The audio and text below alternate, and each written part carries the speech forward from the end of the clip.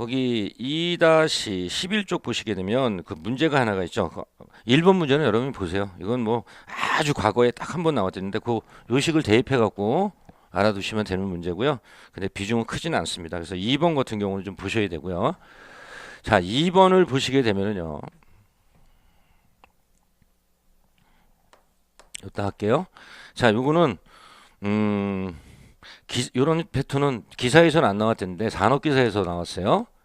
근데 기사는 기본적으로 알아두셔야 되겠죠. 출제 비중을 1이고 상온 25도씨에서 가스 최적이 400m 삼승이다. 이때 기온이 35도로 상승한다. 최적은 부피는 온도에 비례한다 그랬지? 그러니까 그 개념으로 가스 최적은 메타 삼승은 얼마였어요? 400 곱하기 이제 온도 보정이라는 얘기인데 온도가 증가되면 부피는 증가되니까 상온 25도에서 35도로 증가하니까 273, 273 절대 온도 해줘야지. 예, 플러스 25도에서 35도 이렇게 식을 만들면 되는 거죠. 이거 정리하면 413.42 413.42 메타 삼승 이렇게 정리하시면 됩니다.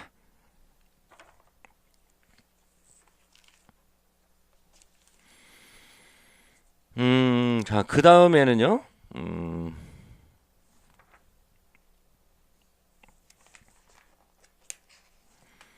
자, 보일-샤를의 법칙이라고 또 교재 나오는데, 요식을 설명한 겁니다. 예, 요식. 예. 자, 요식만 여러분 좀 알아두시면 되겠고요. 거기 이제, 맨 밑에, 이거는 가스의 밀도 계산하는 거예요, 여러분. 밀도. 밀도 같은 경우는 뭐예요? 밀도는 우리가 부피분의 질량 이렇게 해갖고 부피는 또 온도와 어떻게 돼요? 비례하는 개념에서 밀도는 온도를 분모에다가 보정을 해줘야 되고 압력은 분자에다가 보정을 해줘야 된다. 이 개념만 좀 알아두시면 되겠고요. 참고적으로 봐주시고요. 그래서 거기 필수 문제가 있습니다. 자, 필수 문제가 있는데 비중은 그렇게 높진 않아요. 근데 이제 언젠가는 나올 수가 있어요. 그래서 두 가지 중에서 하나만 여러분의 같이 이야기를 좀 해보겠습니다. 자, 일단 1번 문제를 좀 볼게요.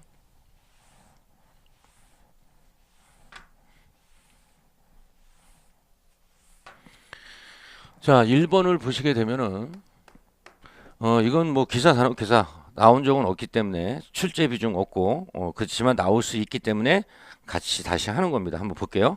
0도씨 1기압이라 그랬어. 0도씨 1기압에서 질소산화물이 얼마야? 50리터야. 그러면 얘는 온도 압력이고 얘는 부피네. 그렇죠? 요거가 바뀌었어. 얼마로? 150도씨 그 다음에 740mAh지. 그 요 상태에서의 부피는 얼마냐? 그러니까 우리가 여기서 보시게 되면 요거지 요걸 갖고 풀려는 얘기예요. 그래서 우리가 굳이 붙이게 되면 얘는 T1이 되는 거고 얘는 P1이 되는 거고 얘는 V1이 되는 거고 얘는 T2고 얘는 P2고 얘는 결국은 뭐야? V2가 되는 거지. 그럼 V2를 계산하는 거예요, 지금. 응? 여기 리터니까 그냥 리터로 계산을 합시다. 자, 그러면 여기서 우리가 짚고 넘어가야 되는 거 뭐 T1이라는 얘기는 자, 0도씨 이렇게 되는데 이거는 절대 온도로 배치하면 273을 더해줘야 되는 거고 그 다음에 여기서도 T2 같은 경우는 150도씨를 더해줘야 되지. 273. 그래야 절대 온도가 되지. 그 다음에 또 생각해야 되는 건 뭐냐. 압력의 단위가 틀려. 여기는 ATM이고 여기 미리미리 HG니까 하나를 통일하는 거가 좋겠지. 편한 거가 1기압은 아까 1기압은 1ATM은 얼마라 그래서 미리미리 HG로 760 미리미리 HG 이렇게 그 단위 통일해 놨으니까 이제는 풀이를 하시면 되겠죠.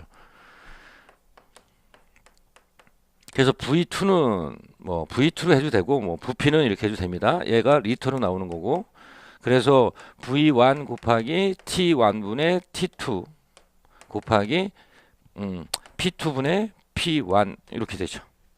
그럼 그대로 하면 되죠. V1 50리터 T1 이죠. 근데 뭐 단위 지워지니까 단위 생략하겠습니다. 273이 되는 거고. 그 다음에 T2는 150 플러스 273이 되는 거고. 그쵸? 뭐 도시 안 써도 되고요. 압력 P2 얘가 P2가 되죠? 얼마? 740. 그 다음에 P1 760. 그래서 계산한 것들이 79.57리터 이렇게 할 수가 있다는 얘기고 02번은 자 여러분이 좀 해 주시고요. 자 그 다음에 자 이상기체 방정식에서 우리가 일반적으로 또 어떻게 표시를 하냐면 요거 하나만 PV는 nRT라고 얘기합니다. 이렇게 표시하는데 여기서 보게 되면 요 n 있지. n은 뭐냐면 몰수야. 몰수인데 몰수는 어떻게 나타내냐면 자 어떤 가스 분자량이 있겠죠. 그 가스의 고유한 분자량분의 그 가스의 질량. 즉 가스의 분자량분의 문제에서 줍니다. 그 가스의 질량, 실제의 질량. 그래서 요거를 뭘로 나타내면 되고요. 그 다음에 거기 R이라는 것은 기체 상수예요. 그래서 거기 보면 0.082057리터 ATM per 몰 K 이렇게 단위 나타낼 수 있다. 요 정도로만 알아두시고요. 그 뒤에 페이지에 있는 1번, 2번에 대한 문제도 식에다 놓고 풀면 되니까 나오진 않았어요. 참고적으로 한번 봐주시기 바랍니다. 자, 그 다음에 그 참고를 보게 되면 라우레 법칙이 있죠. 죄송합니다. 그 라우레 법칙이 있는데 이것도 과거에는 안 나왔었는데 요새 좀 한 번인가 나온 거 있어요. 라우레 법칙. 그래서 이것도 뭐 한 출제 비중이 한 1, 기사 단어 기사 한번 다 보시고요. 그래서 우리가 원래 교재 보고 얘기할게요. 라우레 법칙이라는 얘기는요. 여러 성분이 있는 용액에서 증기가 나올 때 증기가 발생이 되겠죠. 증기의 각 성분의 부분 압력이 있어요. 이 부분 압력은 용액의 분화과 평형을 이룬다는 법칙이다. 뭐 요걸로 나오는 개념보다는 자, 요런 예를 줘요. 휘발성인 에탄올을 물에 녹인 용액의 증기압은 물의 증기압보다 높다. 그러나 비휘발성인 설탕은 물에 녹인 용액의 설탕물의 증기압보다는 낮아지는 이러한 것을 설명할 수 있는 법칙은 이렇게 문제를 만든다고. 그러면 라우레 법칙 이렇게 찾아주시면 됩니다.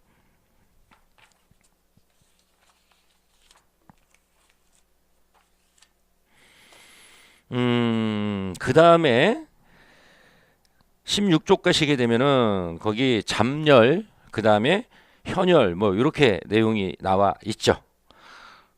그렇죠? 그거 한번 좀 볼게요. 그래서 여기서도 뭐 별도로 이 잠열, 현열에 대한 기본 그 이론적인 내용은 문제 나온 적은 없어요. 자, 일단 보겠습니다. 잠열이라는 얘기는 자, 온도 변화는 없어요.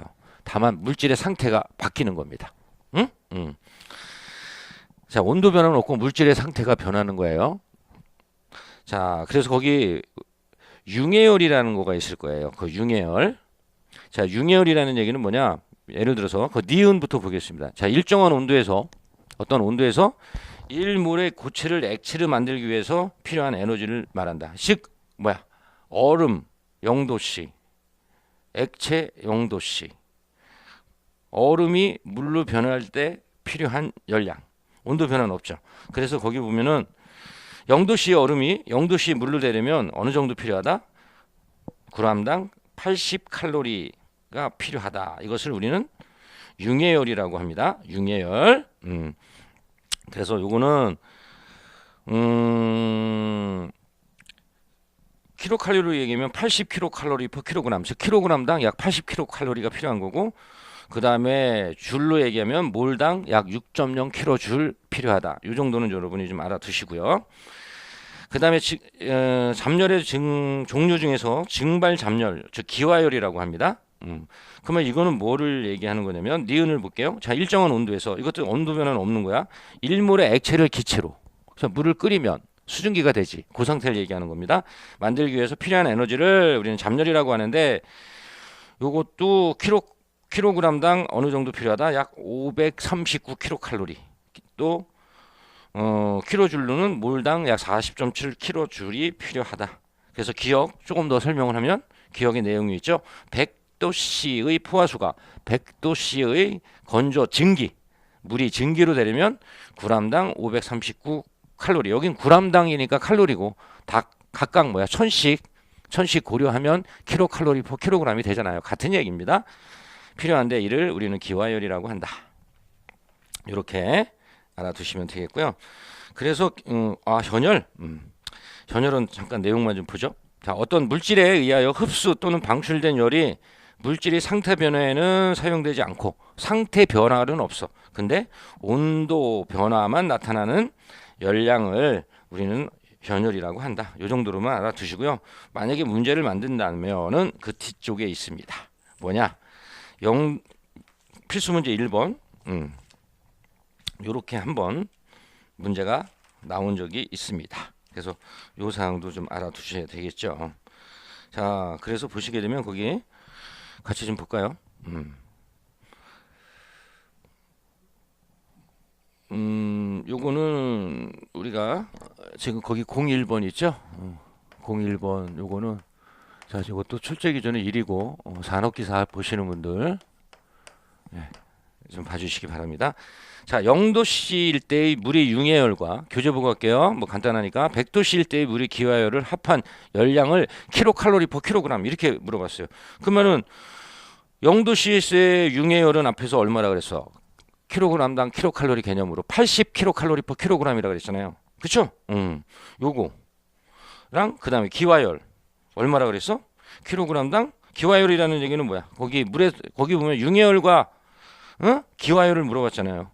그러니까 융해열은 우리가 일반적으로 80kcal per kg, 그 다음에 기화열은 539kcal per kg. 그러니까 합한 열량은 얼마야? 총 열량은 두 개 더하면 619kcal per kg. 그러니까 여기서는 80이랑 539에 대한 개념을 알고 있는지 모르는지를 물어보는 문제죠. 그렇죠? 그래서 산업기사 보시는 분들은 좀 알아두시기 바랍니다.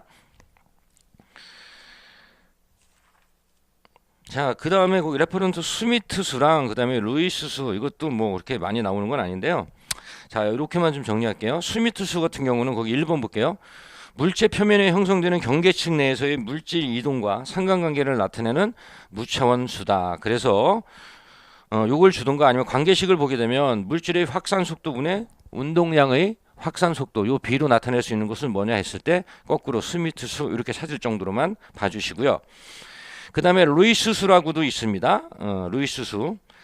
자, 루이스 수 같은 경우는 자, 물질 이동과 열 이동의 상관관계를 나타내는 무차원 수다. 무차원 수라는 얘기는 단위가 없다는 얘기고, 이렇게 줘서 찾으면, 즉 물질 이동과 열 이동 상관관계를 나타내는 무차원 수는 뭐냐 했을 때 루이스 수 이렇게 찾으시면 되고, 아니면은 관련식 물질의 확산 속도분의 온도야. 그 다음에 온도의 확산 속도. 요 개념으로 주면 루이스 수 이렇게 찾을 정도로만 한번 봐주시면 돼요. 외우지 마세요. 자, 그 다음에 비중, 뭐 밀도, 뭐 이런 내용이 좀 있습니다.